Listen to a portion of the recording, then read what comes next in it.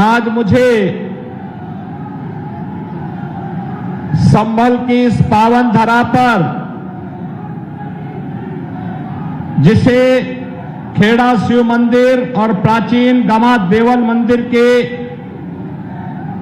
साथ साथ कलयुग में कल की अवतार की इस पावन धरा पर आने का अवसर प्राप्त हुआ है। इस पावन धरा को नमन करते हुए आप सभी का मैं हृदय से स्वागत करता हूं, अभिनंदन करता हूं। बहनों और भाइयों, इतनी भीषण तपती हुई गर्मी में भी लू और धूप की इन गंभीर चुनौती का सामना करते हुए आप इस चुनावी सभा में आए हैं। आपका ये उत्साह और आपका ये उमंग हम सबका संबल है, हमारी ताकत है, और इसी ताकत के बल पर तो असंभव होने वाले कार्यों को भी हम लोग संभव बनाने का कार्य कर रहे हैं। बहनों और भाइयों, लोकसभा चुनाव के पहले चरण 19 अप्रैल को संपन्न हो गए। आज 89 लोकसभा सीटों में, जिनमें 8 उत्तर प्रदेश की भी हैं, उनमें चुनाव चल रहा है।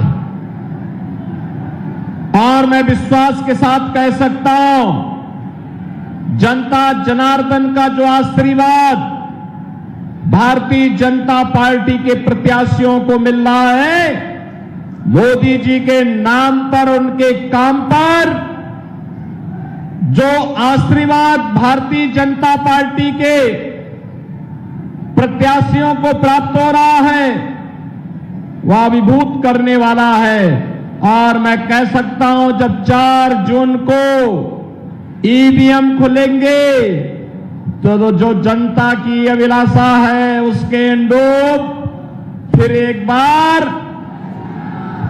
बार मोदी सरकार का सपना साकार हो जाएगा।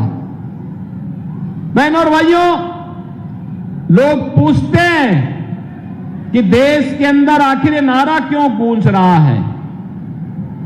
मैंने कहा, नारा इसलिए गूंज रहा है क्योंकि मोदी जी ने 10 वर्ष में देश की तस्वीर और तकदीर को बदलने का काम किया है। बहनों और भाइयों, तस्वीर और तकदीर को ऐसे बदल दिया है। 2004 से 2014 तक कांग्रेस नेतृत्व की यूपीए सरकार थी। समाजवादी पार्टी और बहुजन समाजवादी पार्टी भी बिन मांगे यूपीए गवर्नमेंट को अपना समर्थन दे रही थी। और उस समय की सरकारों के हाल आपने देखे होंगे। दुनिया के अंदर पहचान का संकट था हमारे लिए, सीमाएं सुरक्षित नहीं थी, आतंकवाद चरम पर था, नक्सलवाद देश के अंदर तेजी के साथ अपना फन फैलाया हुआ था, आतंकवादी कहीं भी विस्फोट करके निर्दोष लोगों को मार देते थे। 2014 के बाद आपने देखा होगा, 14 के पहले देश के अंदर विकास की योजनाएं नहीं थी, भ्रष्टाचार चरम पर था, गरीबों के हकों पर डकैती डालने का कार्य होता था। बहनों और भाइयों, 2014 के बाद दुनिया के अंदर सम्मान बढ़ा है, सीमाएं सुरक्षित हुई हैं। अब तो आतंकवाद और नक्सलवाद पूरी तरह समाप्त हुआ है। अगर कहीं पर जोर से विस्फोट हो जाए ना पटाखे का भी, तो पाकिस्तान पहले सफाई देता है कि नहीं, हमारा कोई हाथ नहीं है। बहनों और भाइयों, ये इसलिए संभव हुआ है क्योंकि एक मजबूत सरकार है। कांग्रेस और यूपीए की सरकार की तर्ज पर मजबूर सरकार नहीं है। मोदी जी के नेतृत्व की एक मजबूत सरकार है, जो कहती है वो करके दिखाती है। जब पुलवामा की घटना घटित हुई थी, तब प्रधानमंत्री मोदी जी ने कहा था, उन्होंने कहा था हमारे जवानों की शहादत, उनका बलिदान व्यर्थ नहीं जाएगा और हमारे भारतीय जवान पाकिस्तान के अंदर घुस करके आतंकवादियों की माद में घुस करके उनको सबक सिखाने का काम किए थे। पाकिस्तान चिल्लाता रह गया, जान बचा करके भागना पड़ा था वहां पर पाकिस्तान को। बहनों और भाइयों, ऐसे ही विकास के बड़े बड़े कार्य हो रहे हैं, बड़े बड़े कार्य हो रहे हैं। Highway, railway, metro, IIT, IIM, medical college, AIIMS, triple IT, NIT, world class universities, हर घर नल की योजना, ये सभी तेजी के साथ आगे बढ़ते जा रहे हैं। और गरीब कल्याणकारी योजनाओं की तो कोई गिनती नहीं। आप सोचिए, कांग्रेस के समय में, सपा के समय में, बसपा के समय में लोग भूखों मरते थे।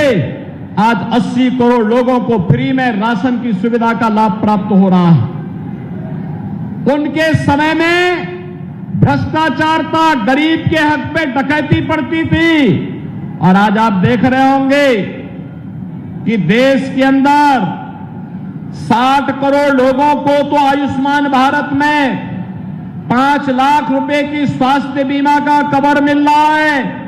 और बहनों और भाइयों, उत्तर प्रदेश में अगर कोई गरीब बीमार हो जाता है, उसके पास आयुष्मान भारत का कार्ड नहीं है, हमारा विधायक या हमारा पदाधिकारी या कोई पीड़ित स्वयं मुझे पत्र लिख देता है, तो मोदी जी के द्वारा खोले गए जनधन अकाउंट में हम सीधे पैसा भेज देते हैं, उसके उपचार की व्यवस्था करवा देते हैं। क्योंकि हम चेहरा देख करके योजना का लाभ नहीं देते हैं।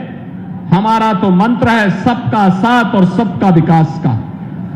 बहनों और भाइयों, जाति, मत और मजहब के आधार पर नहीं, हमने तो जनता जनार्दन की सेवा को ही अपने जीवन का उद्देश्य माना है।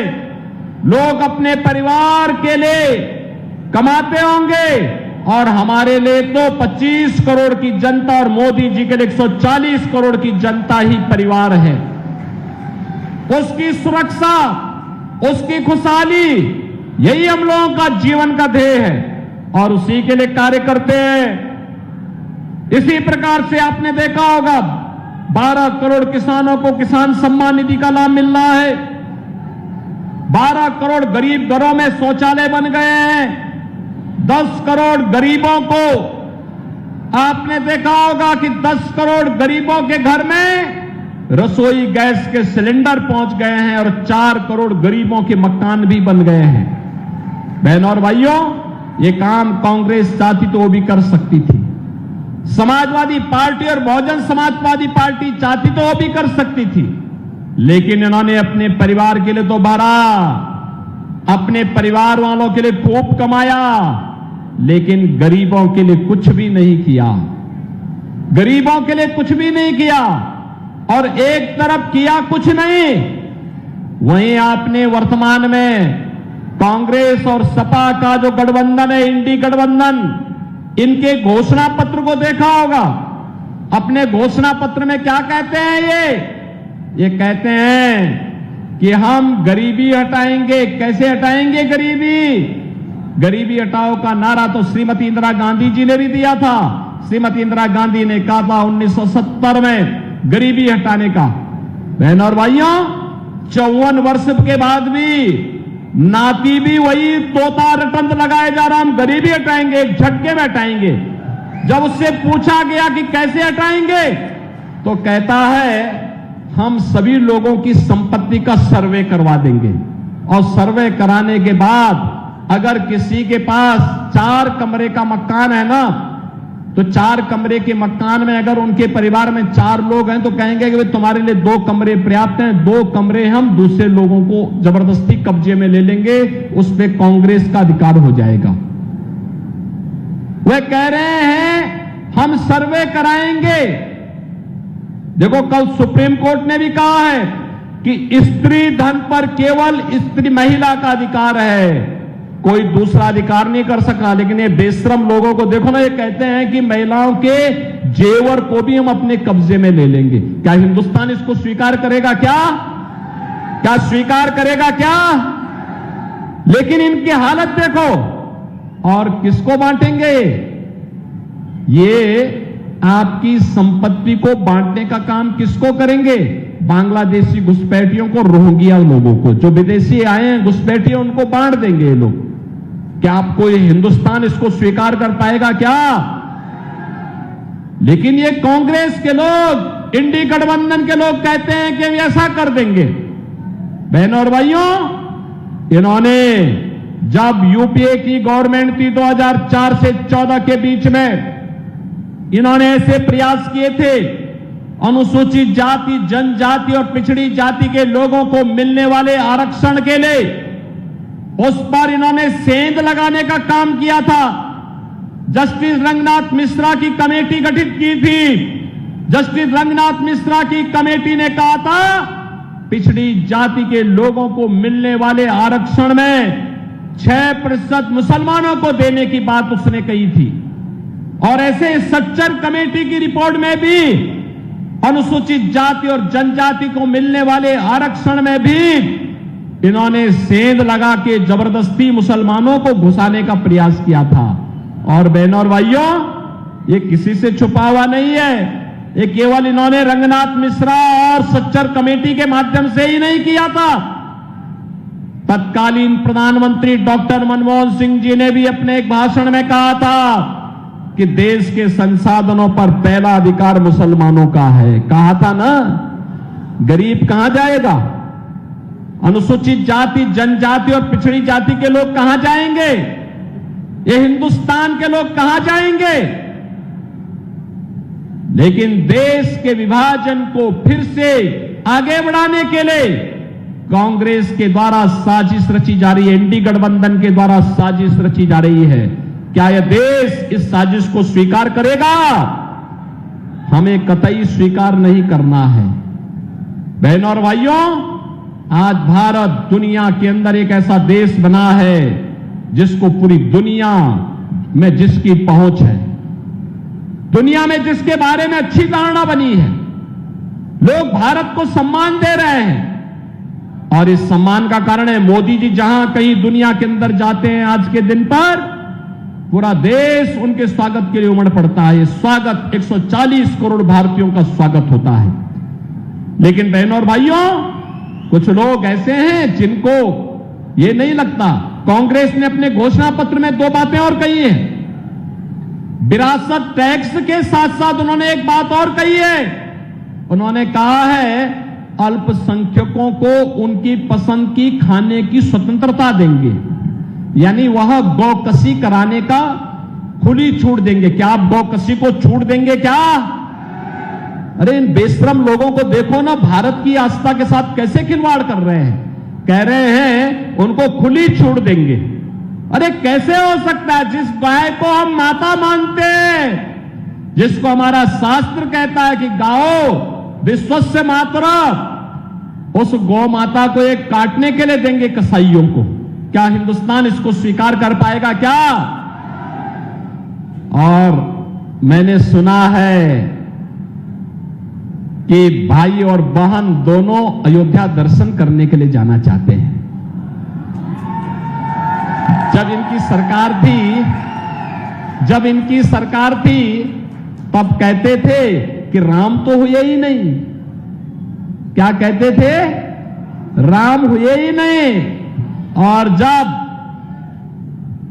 देश की जनता जनार्दन के संघर्ष के फलस्वरूप माननीय उच्चतम न्यायालय के फैसले के क्रम में मोदी जी के प्रयास से आपके एक एक वोट की कीमत में अयोध्या में रामलला को फिर से विराजमान कर दिया है और मंदिर भव्य बन गया है। अब कहते हैं राम तो सबके हैं। देखो ना इनके दोहरे चरित्र को, पहले कहते थे राम हुए ही नहीं, अब कहते हैं राम तो सबके हैं। बहन और भाइयों, इन पे विश्वास मत करना, कभी विश्वास मत करना। ये लोग धोखा देंगे, जब भी इनको अवसर मिलेगा ये लोग धोखा देंगे।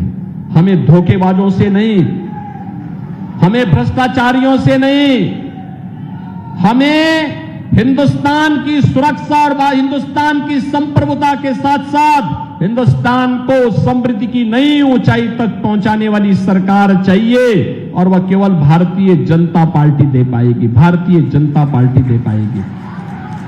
बहनों और भाइयों, भारतीय जनता पार्टी वह पार्टी है जो किसान को भी, मजदूर को भी, नौजवान को भी और महिलाओं को भी सम्मान देती है। आपने देखा चौधरी साहब को, चौधरी चरण सिंह जी को भारत रत्न, भारत का सर्वोच्च नागरिक सम्मान ये भारतीय जनता पार्टी की, मोदी जी के नेतृत्व की सरकार ने दिया है। आपने देखा होगा कि हर एक तबके के लिए मोदी जी ने उस प्रकार के प्रावधान किए हैं। और मैं फिर आपके पास आया हूं आपसे कहने के लिए, संभल के लोगों को, बिलारी के लोगों से कहने के लिए मैं बहनों और भाइयों आया हूं, एक ही अपील करने के लिए आया हूं कि क्या हमारा वोट जो लोग हिंदुस्तान का खाते हैं, जो ये मानते हैं उनके पूर्वज हिंदुस्तानी हैं, उनकी आने वाली पीढ़ी को हिंदुस्तान में ही रहना है, उनको सोचना होगा उनका वोट उन विषधरों को नहीं जाना चाहिए जो लोग भारत माता की जय जयकार करने में संकोच करते हों। कतई नहीं जाना चाहिए। जो लोग वंदे मातरम का गायन करने में संकोच करते हैं, भारत माता की जय घोष करने में जिन्हें संकोच होता है, उनको आपका वोट जाने का मतलब आपके द्वारा भारत के खिलाफ साजिश रचने वालों को सम्मान देने का कार्य हो रहा है। और इसलिए मेरी अपील होगी, हम लोग भारत की सुरक्षा और संप्रभुता को ध्यान में रख करके आने वाली पीढ़ी के उज्जवल भविष्य के लिए हम लोग ऐसी सरकार बनाने में अपना योगदान दें जो मोदी जी ने आजादी के अमृत महोत्सव वर्ष में कहा था, एक आत्मनिर्भर भारत, एक विकसित भारत होगा, आत्मनिर्भर भारत होगा तो हर नागरिक आत्मनिर्भर होगा, नौजवान आत्मनिर्भर होगा, किसान आत्मनिर्भर होगा, महिलाएं आत्मनिर्भर होंगी, श्रमिक आत्मनिर्भर होगा। जीवन के प्रत्येक क्षेत्र में लोगों को इसका लाभ मिलता हुआ दिखाई देगा और हमें ऐसी ही सरकार को बनाने में अपना योगदान देना है। आप सहमत हैं इसके लिए? सहमत हैं ना? बहन और भाइयों, भारतीय जनता पार्टी ने इसके लिए श्री परमेश्वर लाल सैनी को अपना प्रत्याशी बनाकर के आपके बीच उतारा है। देखो, परमेश्वर जी कोई अपरिचित चेहरा नहीं है, आपके लिए अपरिचित चेहरा नहीं है। देखो, जनता जनार्दन ने आशीर्वाद जिस भी रूप में दिया होगा तब भी यहां जमे रहे, यहां काम करते रहे ना, लगातार काम करते रहे ना, कोई संकोच नहीं रहा और सम विषम परिस्थितियों में, विपरीत परिस्थितियों में भी कार्य करने का जज्बा उनके मन में है। और आज फिर भारतीय जनता पार्टी ने उन्हें प्रत्याशी बनाकर के उतारा है। उनकी प्रत्याशिता का मतलब इस क्षेत्र में सुरक्षा की गारंटी, और सुरक्षा की गारंटी तो वैसे भी जब से आपने प्रदेश में बीजेपी की सरकार बनाई है, कोई दंगाई और किसी कर्फ्यू के समर्थक की हिम्मत है कि वो कर्फ्यू लगवा दे या दंगा करवा दे। उसको मालूम है कि अगर दंगा करवाएगा तो राम नाम सत्य की यात्रा भी उसकी निकल जाएगी। फिर बहन और भाइयों, मैं इसीलिए आपसे कहने के लिए आया हूं, परमेश्वर लाल सैनी जैसे कार्यकर्ताओं को आगे बढ़ाने के लिए आप सब अपना आशीर्वाद दीजिए। लेकिन इसके लिए आपको परमेश्वर लाल सैनी स्वयं बनना पड़ेगा। घर घर जाना होगा, एक एक वोट को कमल चुनाव चिन्ह पर लाना होगा। अगर आप इस कार्य को करने में सफल होते हैं तो बहनों और भाइयों, संभल में फिर से कमल खिलेगा, और संभल में कमल खिलने का मतलब कल की अवतार की भूमिका की तैयार हो जाएगी। ये तो मान्यता है हमारे धार्मिक शास्त्र इसी बात का उल्लेख करते हैं। कलयुग में कल की अवतार होगी संभल में। अधर्मी, अत्याचारी, अन्यायियों को सही जगह पहुंचाने का काम करेंगे कल की भगवान, और इसका आधार बनेगा कमल का निशान। कमल निशान के लिए आपका आह्वान करने के लिए मैं आया हूं, आपसे कहने के लिए। और बहनों और भाइयों, इसके लिए आपको करना होगा, एक एक घर जाना होगा, स्वयं परमेश्वर लाल सैनी बनना होगा। बन पाएंगे? बन पाएंगे? घर घर जाएंगे? बहनों और भाइयों, ये चुनाव महत्वपूर्ण है, देश का चुनाव है, और देश के अंदर जो आवाज है कि फिर एक बार, अब की बार 400 पार के लिए संभल भी उसमें एक होगा। ये संभव कर पाएंगे? संभल संभव करेगा। और इसके लिए आपको कुछ दिन का समय, खेती बाड़ी का काम लगभग पूरा हो चुका है, लगभग पूरा हो चुका है। और 5 साल में तो एक बार चुनाव आते हैं, 2 बार आए तो भी क्या दिक्कत आ रही? देश के लिए अगर समय देने की आवश्यकता पड़ेगी, हम 1 दिन नहीं 1 महीने का समय देश के लिए कुर्बान करेंगे। ये सहमत है ना? अरे हमारा देश है, जीवन हमारा, देश हमारा, तो हमारा जीवन है, हमारी सुरक्षा है, हमारा देश है, और वोट भी हमारा है, तो सरकार भी तो हमारी होनी चाहिए। होनी चाहिए कि नहीं होनी चाहिए? और इसके लिए कमल चुनाव चिन्ह के लिए मैं आया हूं आपसे अपील करने के लिए कि परमेश्वर लाल सैनी को 7 मई को पड़ने वाले चुनाव में भारी बहुमत से विजयी बना के भेजना है। सहमत हैं? सभी लोग सहमत हैं? जिता करके भेजेंगे? तो मेरे साथ बोलेंगे, भारत माता की, भारत माता की, भारत माता की। अपने आसपास क्षेत्र की सभी खबरें देखने के लिए हमारे YouTube चैनल को सब्सक्राइब करें, लाइक करें, शेयर करें। खबर व विज्ञापन के लिए आभार व्यक्त करने के लिए आमंत्रित करूंगा मुरादाबाद के देवबंद न्यूज देवबंद। आकाश पाल जी।